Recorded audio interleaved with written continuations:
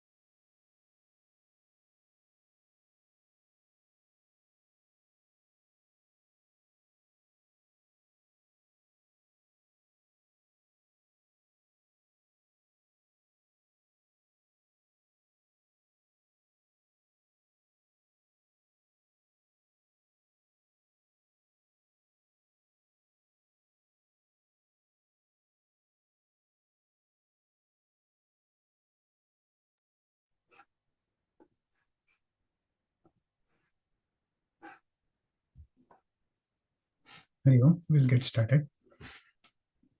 Shuklam Bharadaram Vishnum Shashivarnam Chaturbhujam Prasannavadhanam Dhyayet Sarvighnopashantaye Sadhashiva Samarambham Shankaracharya Madhyamam Asmadacharya Paryantam Vande Guru Paramparam Satasmut Purananam Alayam Karunalayam Namami Bhagavat Pada Shankaram Lokashankaram.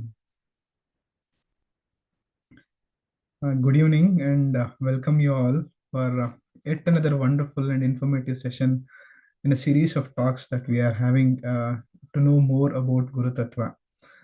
Today we have with us Dr. Sundarraj Ellur. He is by profession a plastic surgeon working as head HOD in St. John's Hospital, Bangalore. More than a professional doctor, he is also a very ardent student of Advaita Vedanta. He is part of Paramavedanta group, learning and continuing his Vedantic studies under the guidance of Dr. Timmappa Hegde. Welcome to you, sir. Today, the topic chosen is knowing Shankaracharya and one of his disciple, Padmapaadaacharya, and also introduction to Bhaja Govindam. It is one of the well-known works of Shankaracharya. So we'll delve into understanding Shankara through Bhaja Govindam and also understanding Shankara through his disciple Padmapaadaacharya. Welcome to you, sir, and welcome you all. With that said, we'll get started with the session. And at the end of the session, we will have some engaging questions. Sir has also prepared for interesting questions. So request all of you to be attentive so that we'll have a very engaging quiz at the end of the session. With that said, I'd like to hand it over to you, sir. Please. I'll just make you. Sir.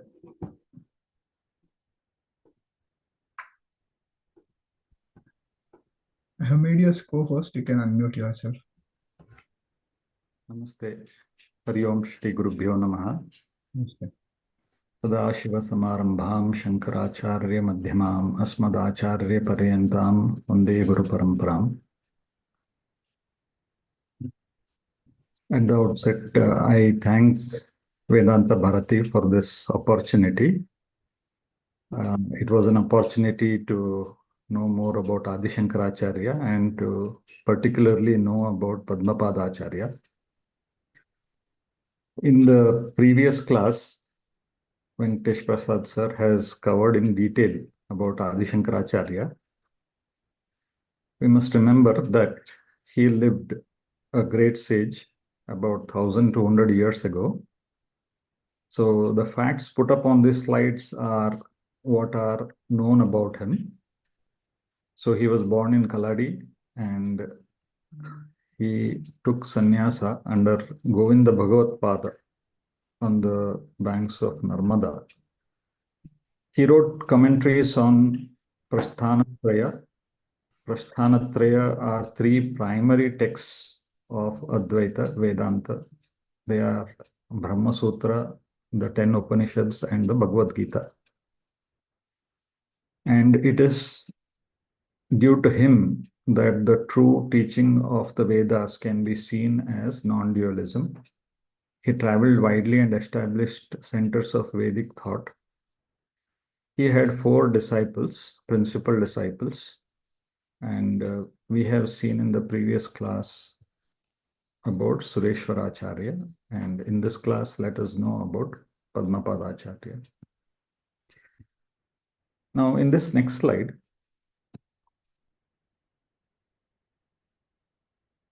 there are 10 books listed. The life of Adi Shankaracharya, which was, as I mentioned, 1200 years ago, are covered in texts which go by the name Shankara Vijaya. Many of these texts are not available today. Most of what has been covered in this talk is the content taken from the 10th of these books, which goes by the name Sankshepa Shankara Digvijaya. And the author of this is Madhva Vidyaranya, which is the same as Swami Vidyaranya, who was one of the famous pontiffs in the Sringeri Mutt. And that is the picture of that book. So this book gives a nice idea about life of Adi Shankaracharya. Now in this next slide, we have also already seen this parampara. And we can see towards the bottom of this slide, Adi Shankaracharya, Shankara Bhagavatpada had 4 principal disciples. They were Shri Padmapaadaacharya, Shri Sureshwaracharya, Shri Totakacharya, and Shri Hastamalaka. And today, let us try to know a little more about Shri Padmapaadaacharya. Let us go to the next slide. So we also know that Adi Shankaracharya led to the formation of 4 ancient mathas. They are also called as Amnaya Peetam. We have seen this table presented in the earlier talks also. And Sri Padmapaadaacharya was the first Acharya of the Kalika Mutt in Dwaraka, Gujarat. The 4 mutts took to spreading of the message of Advaita Vedanta as laid out by Adi Shankaracharya, and each one represented one of the Vedas. So this mutt represented Samaveda, and the Mahavakya in this mutt is Tattvamasi. Now let us see the life of Sri Padmapaadaacharya in this next slide.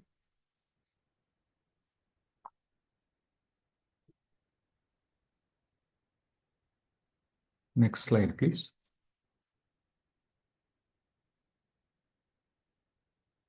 So it is mentioned that the situation which was prevalent at that time in our country necessitated the birth of divinities on this earth to safeguard the Hinduism. And it is said that Lord Shiva himself was born as Adi Shankaracharya, and the four primary disciples were themselves divinities which were born on earth.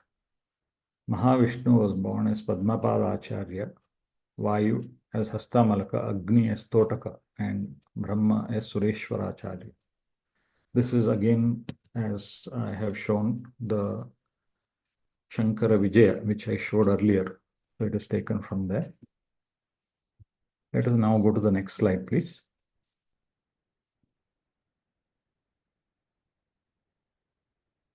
So I mentioned earlier that Adi Shankaracharya was from Kaladi, which is in Kerala.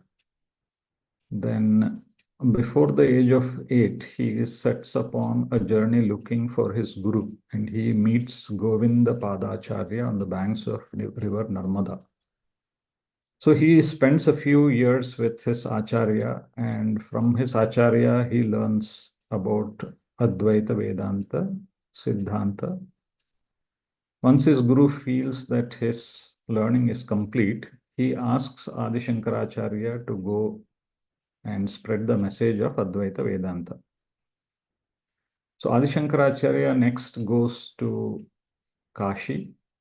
In Kashi, he meets a Brahmana who approaches Adi Shankaracharya and he prostrates at his feet. As is described in the Shankara Digvijaya, this young man, Adi Shankaracharya, asks, "Who are you? And from where you belong? And what is the purpose of you approaching me?" And Padmapaadaacharya, who at that point was going by the name of Vishnu Sharman, had a splendid way of approaching. He was very confident, and Adi Shankaracharya says that although you have come alone, you seem to have the boldness of a crowd. This is what is mentioned in Shankara Digvijaya. That was the kind of approach. It was splendid. And this young man then gets up and he says, "I am Brahmana belonging to the Chola country." So if you know history, the Chola country extended throughout South India, along the coast on the east, going up to what is now Indonesia and those areas. So this young man said, "I belong to the Chola country, where flows the great river Kaveri, whose water have got the unique power of producing devotion in the minds of men who drink it." So young Vishnu Sharman narrates to Adi Shankaracharya that he wishes to become his disciple and asks him to save him from the clutches of samsara. And this is how he approaches Adi Shankaracharya. Adi Shankaracharya then initiates him into sannyasa. And he is given the name Sanandana. So the initial name of Padmapaadaacharya at the time of sannyasa is Sanandana. Sanandana actually means the happy one. In this next slide,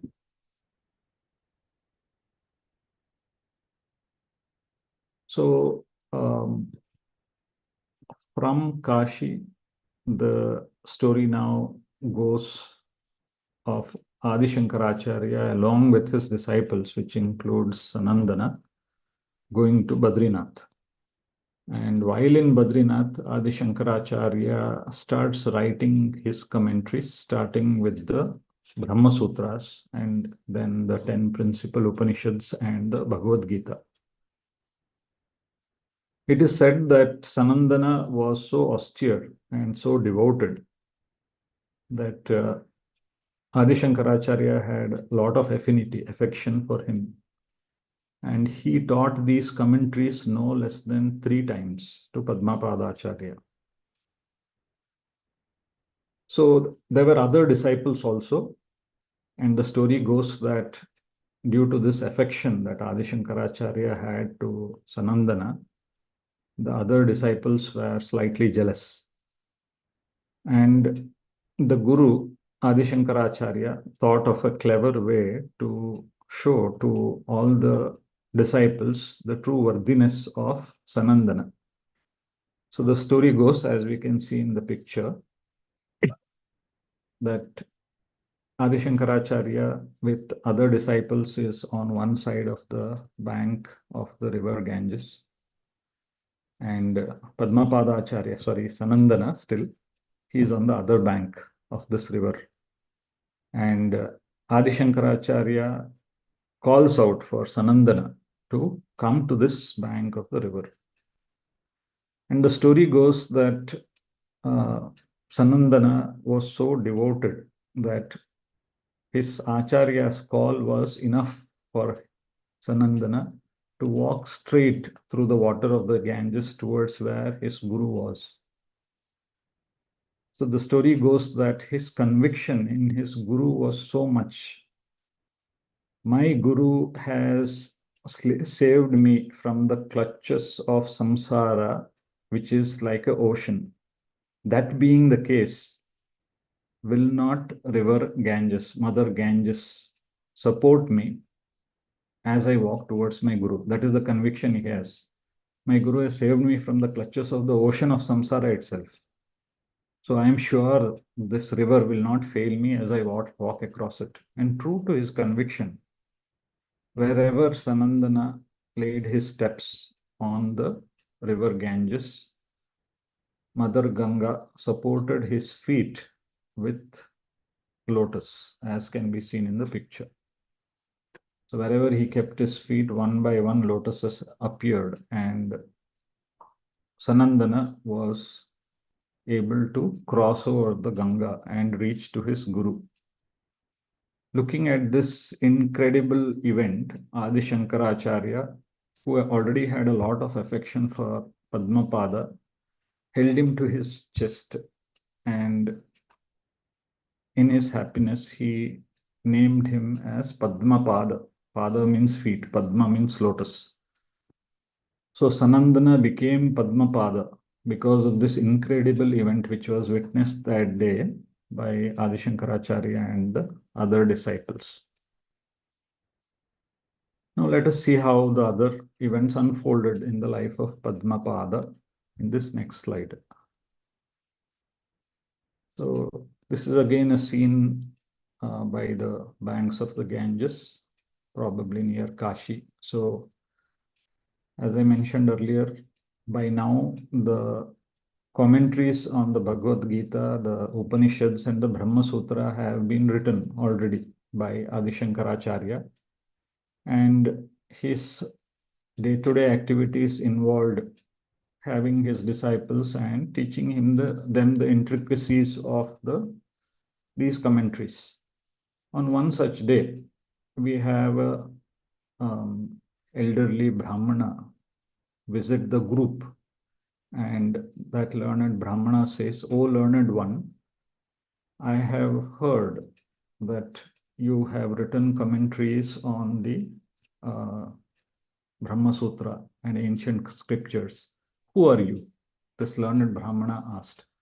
To this, the disciples of Adi Shankara rose up and they tell this learned Brahmana that this is our Guru. His name is Shankaracharya. And yes, he has written commentaries of Brahma Sutra, Upanishads, and the Bhagavad Gita. Inquisitively, the learned Brahmana then asks Adi Shankaracharya, if it is so, could you kindly explain to me one of the sutras in the Brahma Sutra? So it is said in the story that Vyasacharya, who is in the guise of this learned Brahmana, asked Adi Shankara to explain the first sutra of the third chapter of Brahma Sutra, which chapter deals with sadhanas. And to this, Adi Shankaracharya very brilliantly explained his commentary on that first mantra of Brahma Sutra. And the students were very proud of their teacher. But it so happens that this learned gentleman had certain intricate questions about the interpretation given by Adi Shankaracharya. In fact, he raised numerous objections to what Adi Shankara had mentioned in his commentary. So this startled the students, and everyone is astonished at the knowledge that this learned Brahmana has. So there ensued a debate between Adi Shankaracharya and this learned Brahmana. The story goes that this debate went on for 8 days. And by the end of that time, it was Padmapada who had a kind of an inclination that this elderly learned Brahmana is none other than Vyasacharya himself. So he brought it to the notice of Adi Shankara that this is Vyasa, who is Vishnu Avtara. And it is mentioned in the Shankara Digvijaya Padmapada saying, what are we, your servants, to do when Shiva and Mahavishnu clash in an endless and keen debate?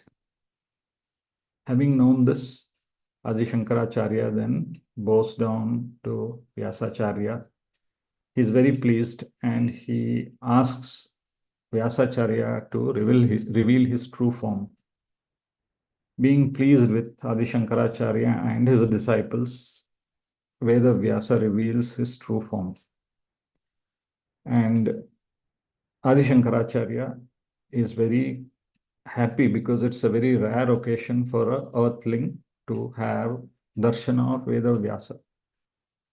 Out of his contentment, Adi Shankaracharya tells Veda Vyasa that my life is fulfilled. I have achieved what I had to do. I learned from Govindapaadaacharya. I have written these commentaries. I have established the Advaita thought. So I wish to take rest from this life. That's what he says. To which Vyasacharya says that you still have a lot of work to do. Remember that at 8, he met Govindapaadaacharya, and in the ensuing next few years, he has already written the commentaries. So at birth, Adi Shankaracharya would have, their parents were told that he will have a lifespan of 8 years. And just like he impressed Vyasacharya, he would have impressed Agatsya Rishi, and he would have doubled his life from 8 to 16. Now, in this instance, Veda Vyasa had been happy with Adi Shankaracharya, and he believed that a lot more work had to be done by Adi Shankaracharya in spreading the message of Advaita Vedanta. So he further doubles the life of Adi Shankaracharya from 16 to 36. So goes the story. Now, in this next slide, there is this interesting story mentioned in the Shankara Digvijaya about a fierce-looking, evil-minded Kapalika. So these Kapalikas are people who, as a part of their worship, take to sacrifices. So the Kapalika's belief is that if the head of either a king or an omniscient sage is offered into the fire, then his deity, which is Bhairava, a form of Shiva, will be happy, he'll be propitiated, and then he'll fulfill the wish. The wish of Kapalika is to travel to heaven, enjoy the heavens with the same body that he has. he was not in luck to get the head of a king. So he is on the lookout for the head of a great Acharya. He comes disguised like a rishi, just like Ravana came when he meets Sita. He is not showing his fierce form. He is coming in the form of a rishi. And that too when none of the disciples are around. And he makes a plea to Adi Shankaracharya that I know that you are very generous. I know that through the philosophy of Advaita, you are no longer attached to your body or your mind. I know that you would give off your body and mind for the service of others because it is mithya or unreal. So in this way, he convinces Adi Shankaracharya to agree to give his head. And Adi Shankaracharya agrees, but he says that my disciples believe that I am their savior, so they will never agree to this. Therefore, at a secluded place at a particular time, you may come and fulfill your wish. So that at that agreed time, this Kapalika comes, and now he is in his fierce form, as is shown in that picture. His eyes are red, they are rolling, and he is wearing bones as a necklace around his head, and he has got his huge weapons. And looking at him, having come and remembering his promise, Adi Shankaracharya gets ready to offer his head, and he sits in samadhi. And at that time, the Kapalika raises his sword to chop off Adi Shankara's head. This whole scene comes up as a flash in the mind of Padmapaadaacharya. So as I mentioned, none of the disciples are around. So Padmapaadaacharya is also not around. But it's a kind of divine intervention that this scene flashes across in the mind of Padmapaadaacharya. And the astonishing part of the story is Padmapaadaacharya bursts in an energy of flame. He takes the form of Narasimha. He leaps across in the sky from wherever he is, and before Kapalika is able to hurt Adi Shankaracharya, he gathers Kapalika and tears apart Kapalika. And all this has happened in a flash of a second, and the roar with which Padmapada as Narasimha lands on the scene makes the nature to tremble. That is what is described in the Shankara Digvijaya. Listening to all this commotion, the other disciples arrive, and they are astonished to see Padmapada in the form of Narasimha. And they ask Padmapada, how did he become Narasimha? So to this, Padmapada says that long before he became a disciple with Adi Shankaracharya, he was used to do penance in a mountain called as Mountain Bala, which is in the Himalayas. And he used to offer prayers to Narasimha. And the story goes that a hunter used to often come in the place where Padmapada used to do penance. And when asked, Padmapada used to say that I am offering prayers to a special deity who has got the head of a lion and the body of human being. So the hunter laughs and tells, I am in and out of this forest. I have never seen anything like what you described. But Padmapada convinces the hunter that there is this entity and is called as a god Narasimha. Interested, this hunter goes in search of this creature which has got a human body and a lion head. And the story goes that his quest for Narasimha was so much that he did not sleep or eat.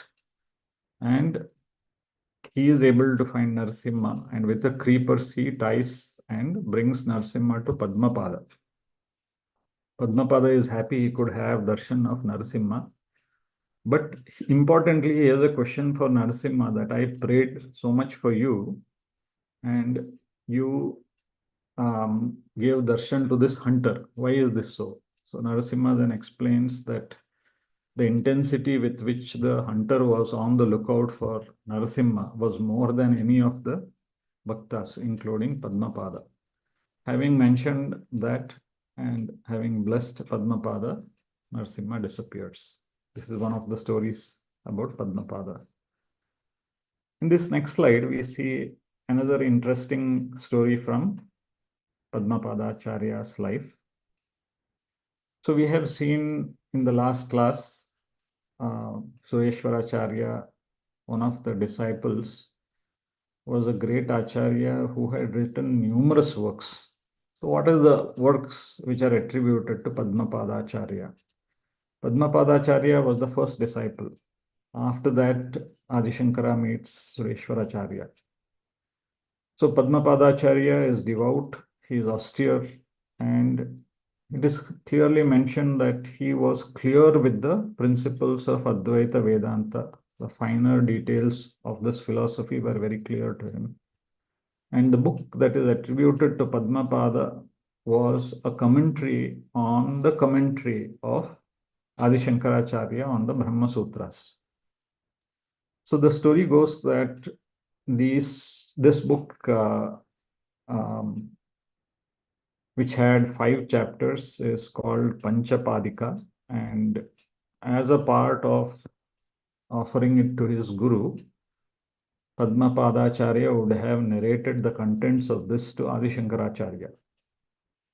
And in one of the pilgrimages where Padmapaadaacharya is returning to his roots, remember he is from the Chola country, he is with Adi Shankaracharya going to Kashi, Badrinath. So one of his pilgrimages was back to the south, and it is said that family welcomes him. He stays in his uncle's house. The story goes that his uncle was a ritualist. Children, you all know that the Vedas have 2 parts. It has got the initial part and a end part. Initial part is called Veda Purva Bhaga, and the end part is called Vedanta Bhaga. So ritualists believe the content of the Veda Purva Bhaga only. Veda Purva contains lot of rituals, lot of karmas to achieve many material things in our lives. So his uncle belongs to that thought. The later part of the Vedas, of which the Advaita Vedanta philosophy belongs, it nudges the humanity to go beyond the Veda Purva Bhaga, which is the material part mentioned in the Vedas. So some of the concepts, some of the arguments, they go against the tenets of the ritualists. So his uncle was unhappy with this book. And the story goes that he was afraid that this book may have tremendous impact and it can wipe out the ritualists. So the story goes that when Padmapaadaacharya was not at home, his own uncle burns the book. And when Padmapaadaacharya returns, to his dismay, he is sad and he thinks about writing the book once again. And the story goes, the uncle drugs him so that he won't be able to recall the contents of the book. Dejected, Padmapaadaacharya meets Adi Shankara and narrates this. And the greatness of Adi Shankaracharya is shown here, that Adi Shankara was able to recall each verse from the first 5 chapters of this book, and he dictates it to Padmapaadaacharya, and he is able to write this book once again. Now we go to this next slide, which I think is one of the last episodes in the Shankara Digvijaya about Padmapaadaacharya. Abhinava Gupta was one of the great acharyas with whom Adi Shankara has a debate, and he faces defeat at the hands of Adi Shankaracharya.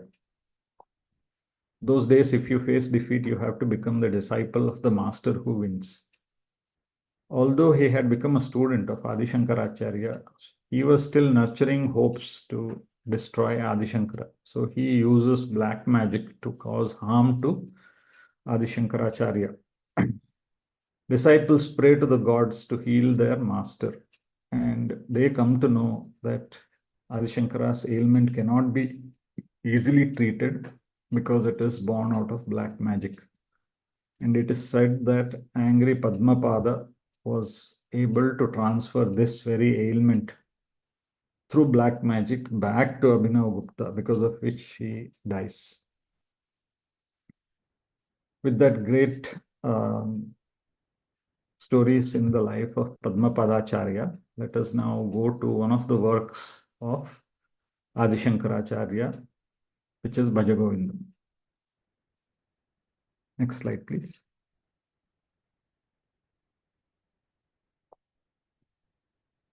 So far, it was the story with some passive listening, but this is a very important text written by Adi Shankaracharya, and it will require some amount of thinking by all of you.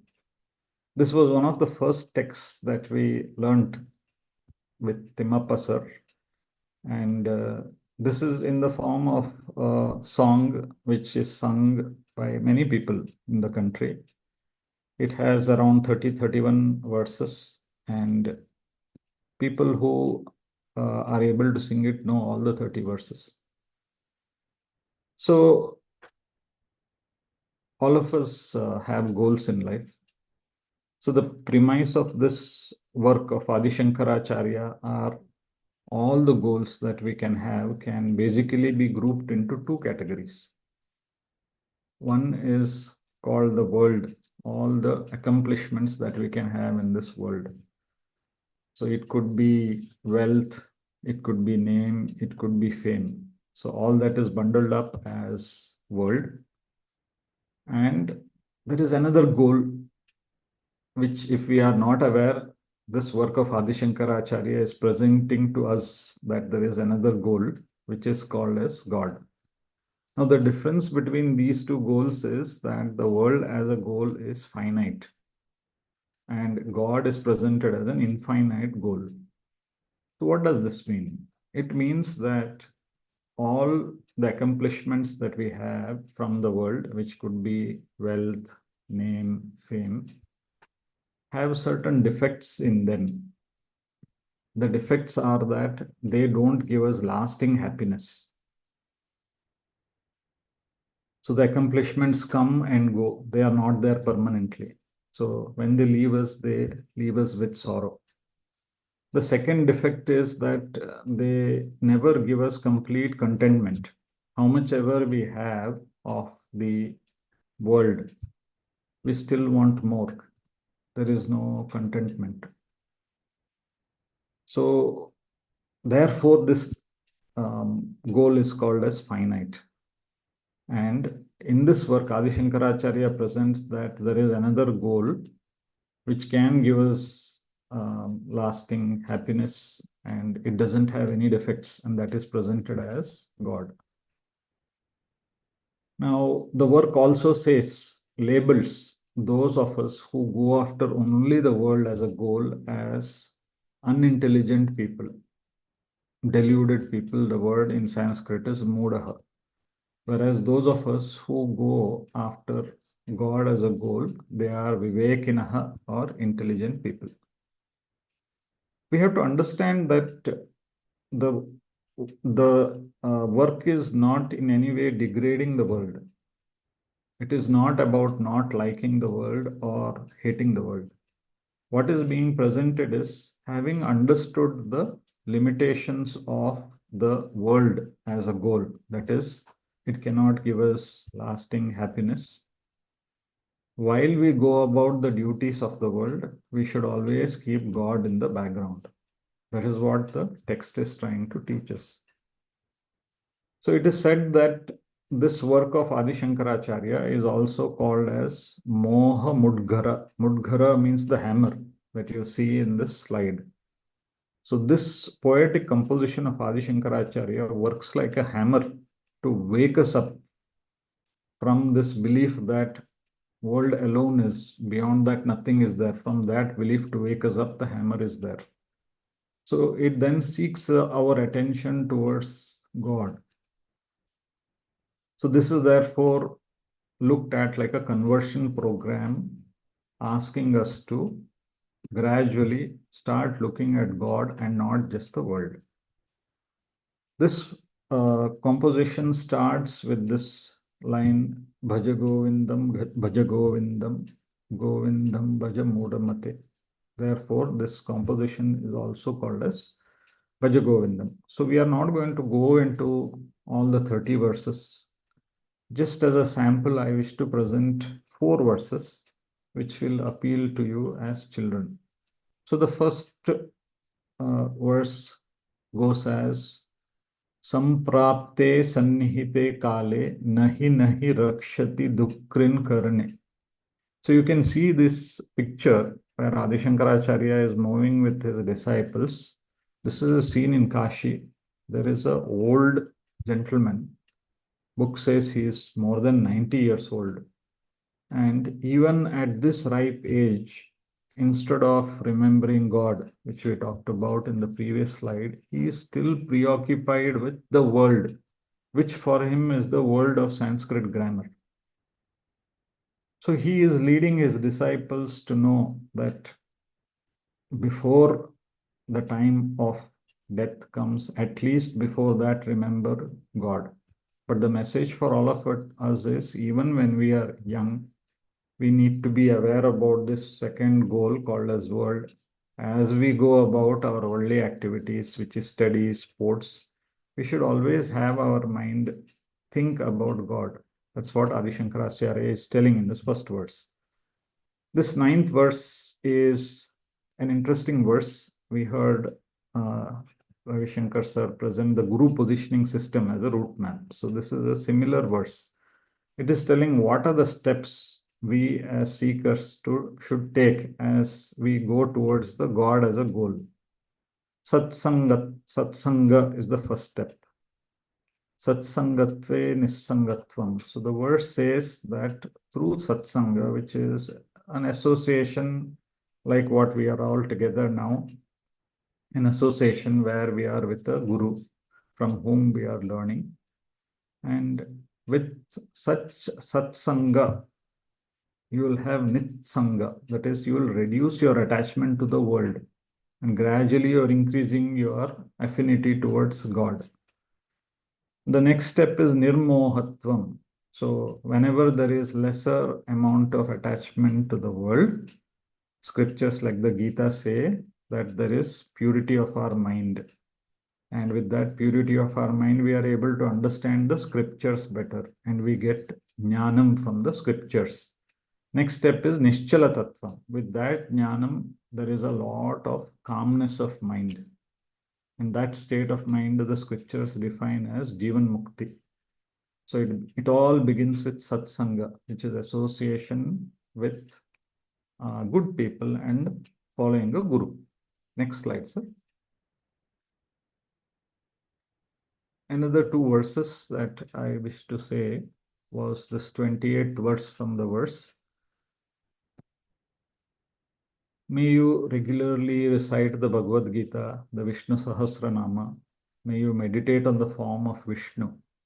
May your mind be in the company of good people. So this verse labels the good sadhanas that each one of us have to follow to make the God as the goal. And finally, this composition ends with a remembrance of the Guru. So the last verse says that a person who is following the Guru is saved from the clutches of samsara.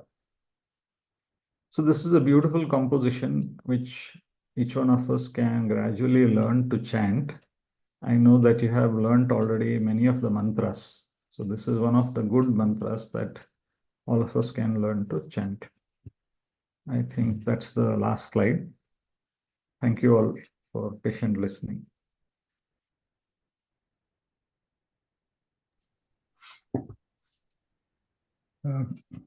Wonderful, sir. We have learnt about Padmapaadaacharya, about the only incidents where Padmapaadaacharya walked across Ganges and the lotus floated to support him. But the other story related with Padmapaadaacharya was very insightful about Kapalika, about his uncle's incidents. and other stories. How the Sanandana, the name that he was given when he met Shankaracharya. So all these were less heard story about Padmapaadaacharya. Wonderful to know that. Very informative session. So now I would leave all the students. If you have anything that you want to ask, sir, please feel free. I will unmute. Will allow to unmute. Once you're asked, once you're done with your question, you can remain muted. Sir also has prepared some questions for you. So we'll see how attentive you are in the session, and I'll also pick up some of the incidents from the talk. We'll see how attentive you are.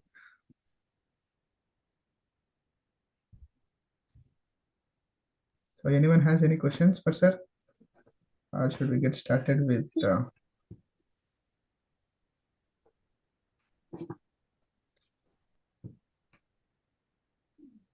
I have a question. So on the slide was what's Gilam or something? That one. What was that?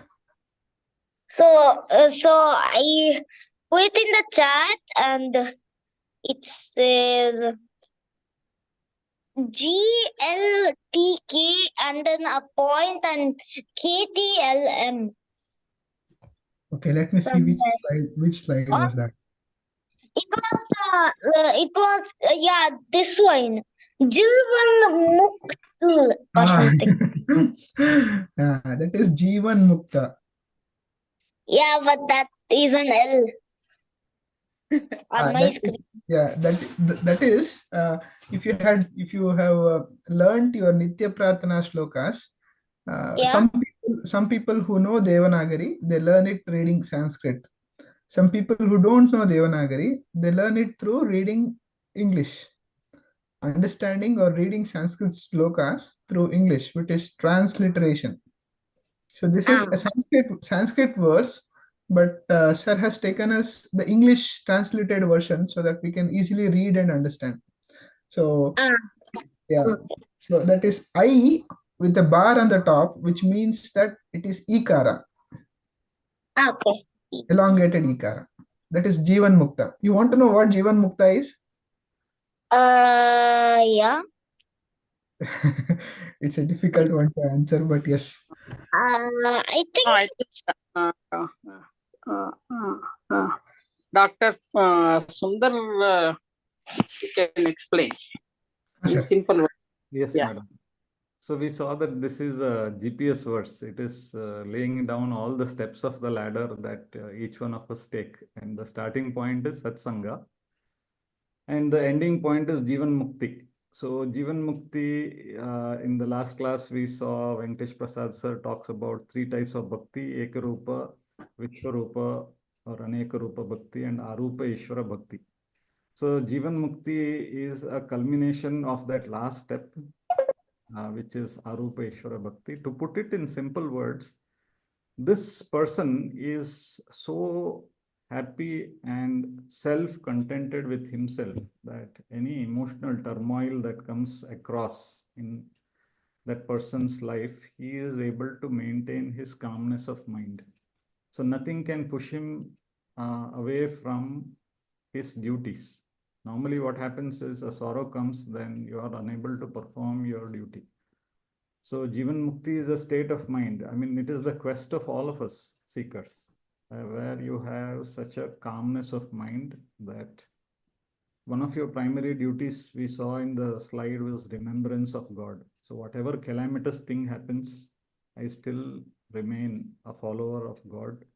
You don't you don't fall off from your mental balance, and you have a calmness about yourself, which is seen in all the great Swamiji's Mahasannidhanam that you meet, and you'll meet when Parama Pujya Sri Kishora Bharati, the calmness that you see in the eyes of these great masters, that is Jivan Mukti. Yeah, that was a nice convincing answer.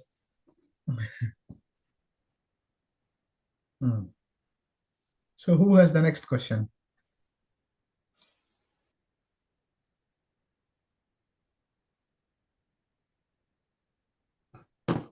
Yeah, Sumika, you can unmute.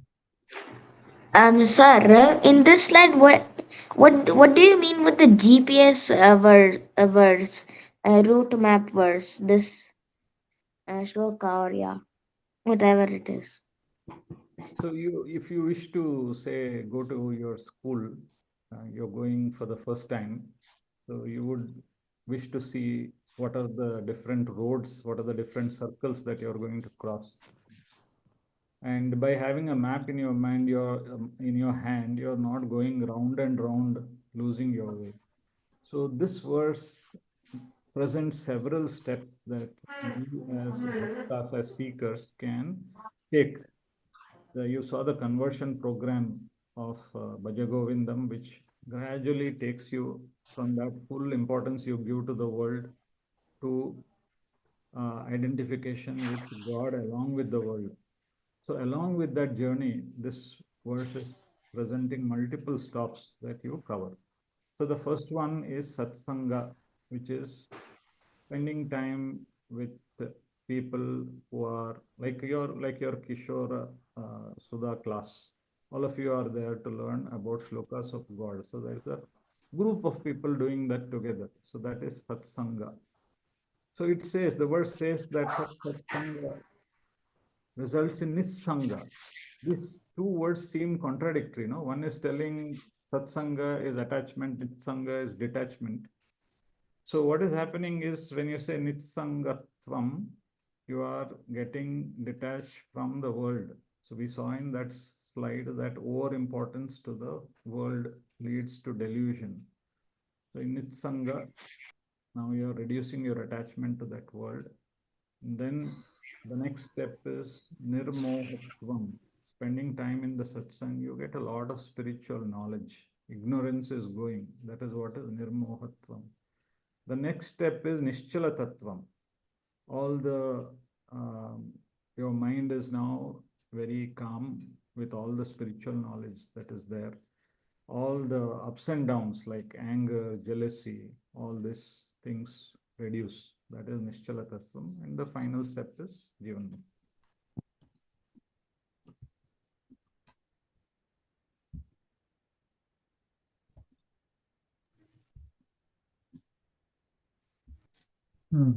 Should we get on to the quiz then? Yes, sir.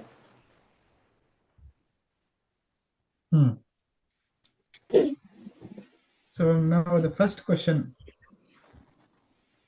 We have learned about who all are disciples of Adi Shankaracharya.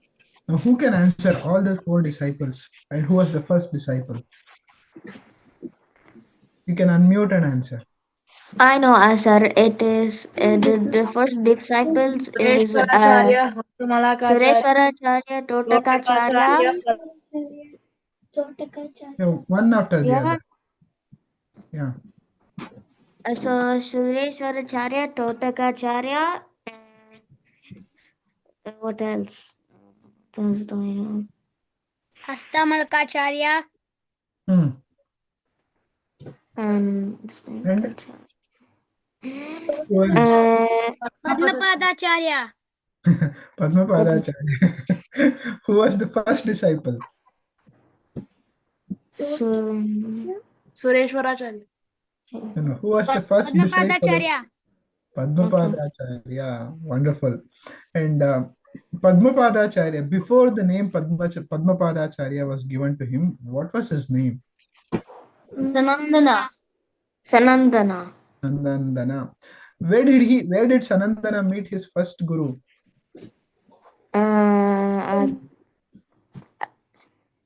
Where did he meet? At Kaladi. At Kaladi. Okay. No, Kaladi has a significance. It is not the place where Sanandana met his guru.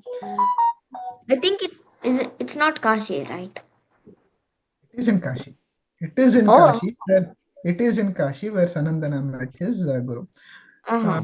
Can anybody recall what was Sanandana's earlier name? Sanandana name was given by his guru. What was his earlier name?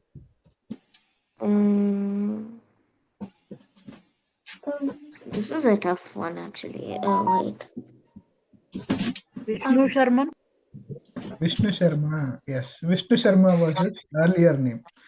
And do you remember from which province he belongs to? From which part of India or Bharatakanda he belongs to? I think he is from Chola Kerala. Kingdom. I Chola think it's Kingdom. from Chola Kingdom.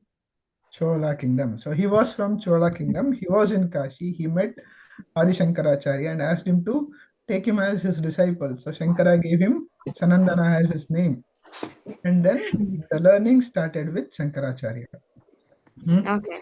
So now moving on, sir has another question. Adi Shankaracharya was an embodiment of Lord Dash. Fill in the blank. Vishnu. Lord Vishnu. Lord Shiva. Whose avatar was Shiva. Shiva Shankaracharya? Vishnu. Lord Shiva. Lord Shiva. Lord Shiva. Mhm. Lord So Shiva. in the entire session, there was a debate which was happening between Adi Shankaracharya and a learned Brahmana.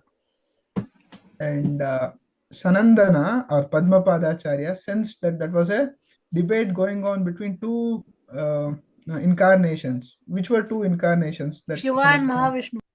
Shiva and and Mahavishnu. Shiva and Mahavishnu. Who was Mahavishnu there?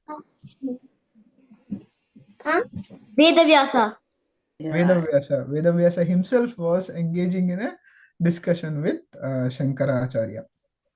Have you learned a sloka on that, saying that the Vishnu was Vedavyasa?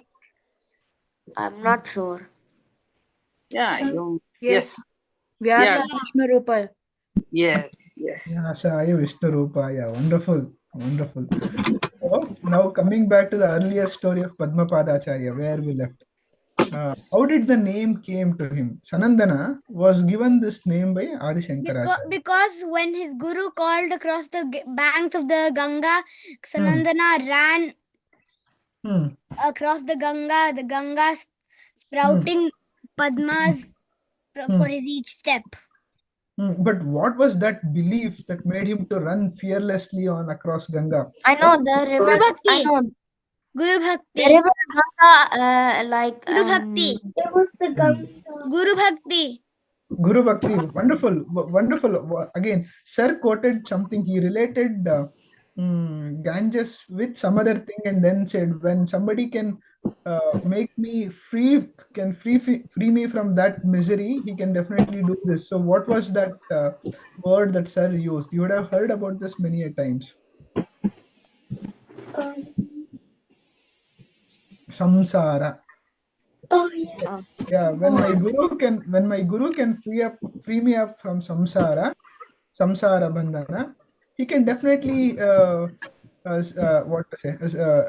definitely support me while crossing this Ganges. So that was the strong conviction that he had, and also definitely the shraddha and bhakti on his guru, which for which Mother Ganges also supported with floating lotus when he was crossing the river. So another thing, all his other disciples, all his other students were very jealous about Shankaracharya being very close or Sanandana being the favorite student of Shankaracharya. Why was that?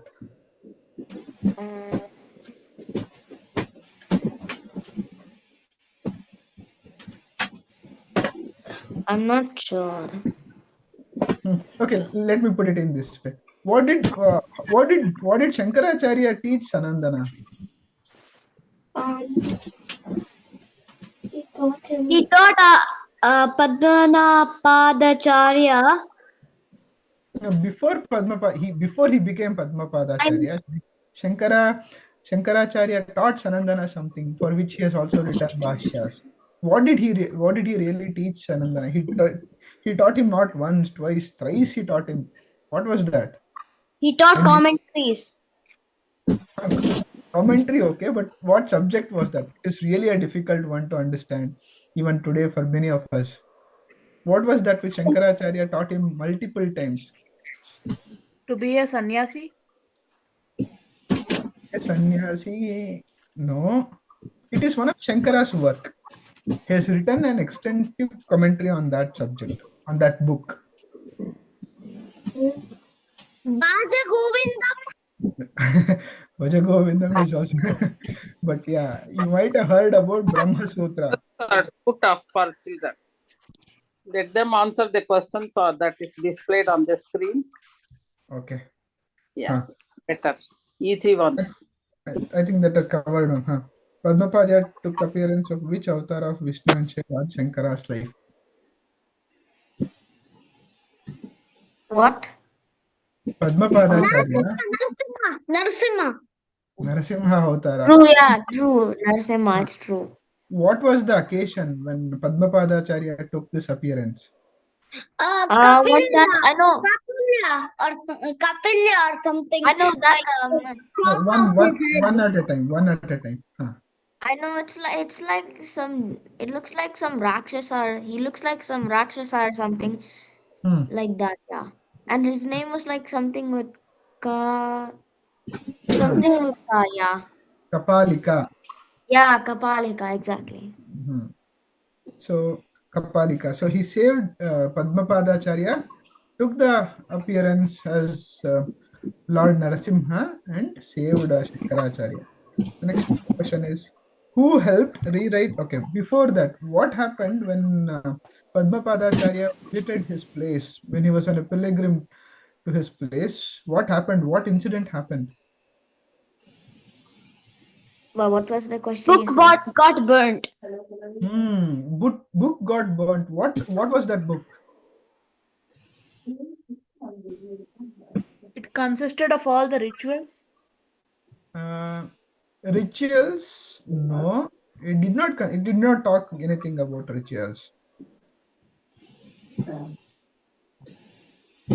It had 5 chapters. Can you recall what the book name was? I think I know it. What do you call, or what do you call number 5 in Hindi or in our Panch. Panch? Pancha? Panch. Panchapadika. That was the book. Yeah. And that book, what happened to that book? What was that incident? Can anybody narrate? His uncle burned the book. The uncle burned the book. Why did he burn the book? Uncle burned the book Why did he burn it? because he thought it would be bad for the rituals or ruin the rituals. It was because he thought it was against the rituals that he had a strong belief on. Correct? Do you recall from previous session who was the other person who also had a strong belief on rituals? Who later become disciple of Shankaracharya. Who was that? Who was a strong believer of rituals? Shankaracharya. Sureshwaracharya. What was his earlier name? Mandana Mishra. As Mandana Mishra, he was a strong adjudicator of rituals. That was the same thing with in this case, Padmapaadaacharya's uncle. He was also very ritualistic, and he was against all these Vedantic thoughts, and he burnt the book. So what happened next? How did he get his book again? Adi Shankaracharya told him all the verses because he remembered them. Shankaracharya, from his memory, he narrated the entire 5 chapters, and Padmapaadaacharya regained all the contents. So next, what is the other name? Okay. Afterwards, we talked about one of the slokas of Shankaracharya, Bhaja Govindam. What was the other name given to this? Well, you said this sloka Bhaja Govindam, and you said there's another name, right? What is the other name for Bhaja Govindam? Oh, this is I never heard this one.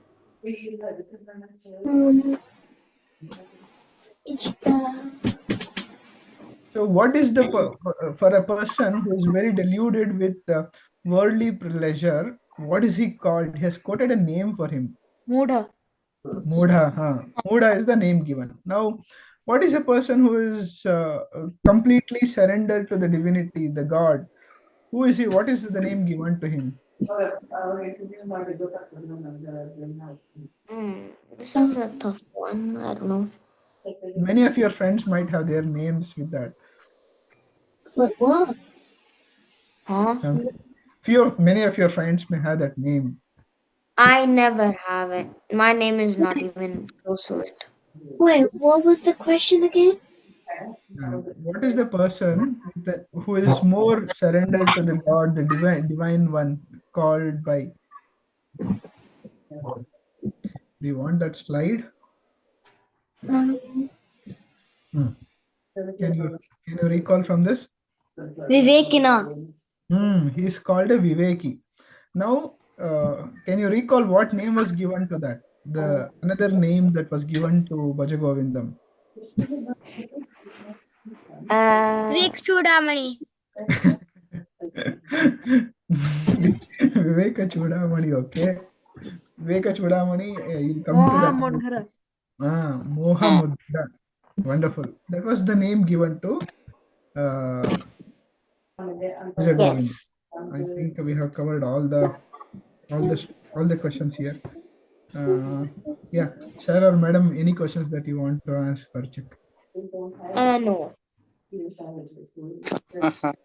What about the answer for question number 2?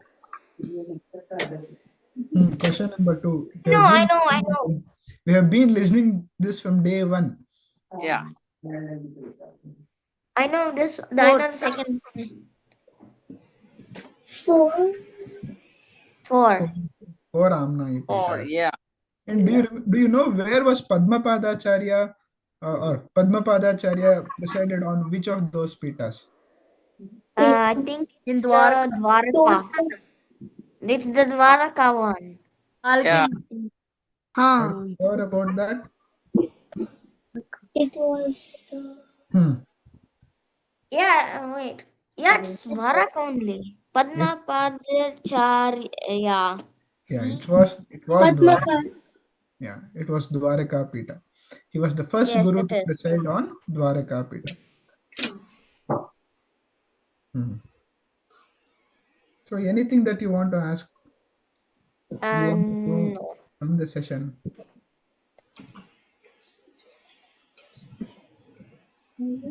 So was it wonderful? Wasn't it wonderful to know many things about Padmapaadaacharya? Yes. So now we have learnt about Sureshwaracharya. We have learnt about Padmapaadaacharya. Isn't it great to know to the lineage of gurus that we are really grateful for whom we need to offer our prayers every single day? Yes. Yes. Wonderful. Wait. Wait, I have a quick question. What is a Mahavakya? Mahavakya. Okay. We'll leave it, sir, if you want to take up that. But wait. But what? Well, I'm unsure what Mahavakya means because on the text it's written on, like, for example, Aham Brahmasmi Tat Vamasi Prajananam. Pragnanam Brahma. Yeah, and then the last one, I am Atma Brahma. What do they really mean with that? Okay. It's a tough Hey. thing. Yeah, simple words.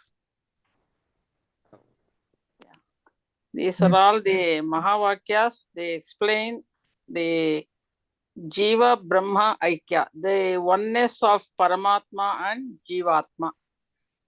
Suppose you keep a pot, or in a house you build a wall and make a partition. After, okay, you build castles with sand, is it not, in the beach? Don't you? What? Do you build castles on the beach with sand? Yes, I do, obviously. That means you make a partition. Partition, is it not? Partition and say this is the bedroom or this is a smaller. Oh, now I understand. Okay. The one that is outside, the air that is outside, or the space outside the castle and inside the castle, is it same or different? Different. Different, because you have built a castle. If the castle is broken or you want to spoil that one, what will happen to their those rooms? They'll get destroyed. Not, they don't get destroyed. That partition makes a differentiation from the outer to space to the inner one, is it not? Yeah. Yeah. If you remove or the break or spoil that the partition, it became one, is it not? It was Yeah. one always. Always it was one. Yeah. Yeah. This is what the meaning of Mahavakyas. They show the oneness of, or they teach, or they indicate the oneness of Paramatma and Jivatma. The one, Okay, now I understand. yeah, space outside the sand castle is the Paramatma. The one inside the space inside the thing is Jivatma. Okay. Yeah. Thank you, ma'am. Sir, you want to add? Sachin gave a nice example of balloons with inside them, and the air inside all the balloons is same as the air outside. So Yeah. that kind of a equation the Mahavakya brings between each one of those angles. Wonderful. Yeah. So to simply answer from our learnings today, do you want to be a Moodha or do you want to be a Viveki? What do you want to be?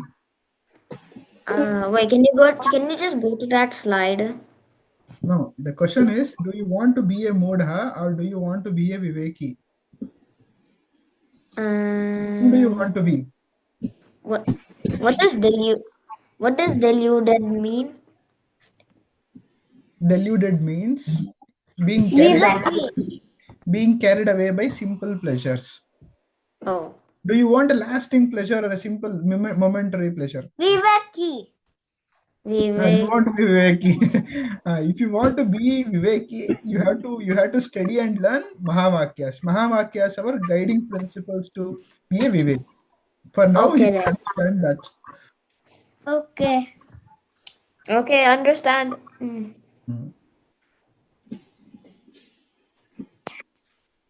Fine. Yeah. Any other things?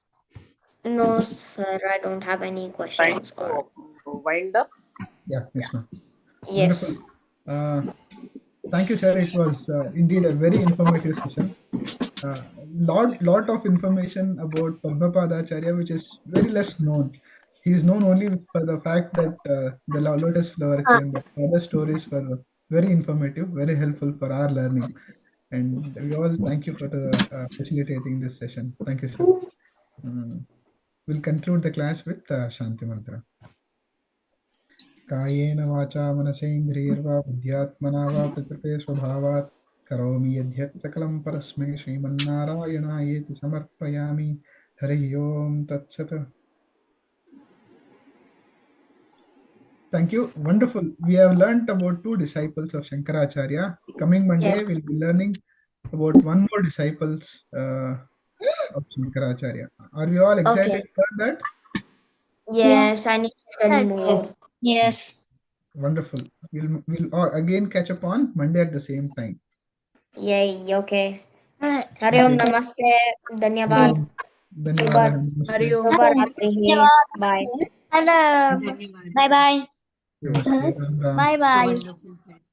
Hari Om. Namaste to everyone.